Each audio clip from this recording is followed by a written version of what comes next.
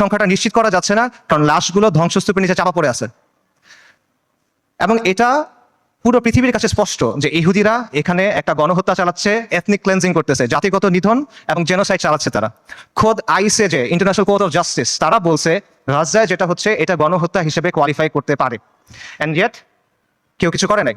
এটা সবার চোখের সামনে হচ্ছে, এটা কোনো পাথরের নিচে হচ্ছে না, কোনো গর্তের ভিতরে হচ্ছে না, কোনো অন্ধকার কোনায় হচ্ছে না। এটাকে বলা হচ্ছে the world's most televised genocide. এটা লাইভ স্ট্রিমিং হচ্ছে, আপনি চোখের সামনে দেখছেন কি হচ্ছে, আপনি লাইভ আপডেট পাচ্ছে, বাকি কেউ কিছু করে নাই। আন্তর্জাতিক আইন, মানবাধিকার, আন্তর্জাতিক সম্প্রদায়, জাতিসংঘ কেউ কিছু করে নাই, তারা এখানে নিষ্ক্রিয় দর্শক। আর পশ্চিমা বিশ্ব, আমেরিকা, ইউরোপ, তারা সক্রিয়ভাবে এই গণহত্যায় মদত দিচ্ছে। তারা ইসরায়েলকে অস্ত্র দিচ্ছে, তারা ইসরায়েলকে ফিনান্সিয়ালি হেল্প করতেছে, এবং তারা ইসরায়েলকে কূটনৈতিকভাবে হেল্প করতেছে। আর মুসলিম বিশ্বের শাসকদের কি অবস্থা? তাদের অবস্থা হলো তারা একদিকে কিছু বিবৃতি দিচ্ছে,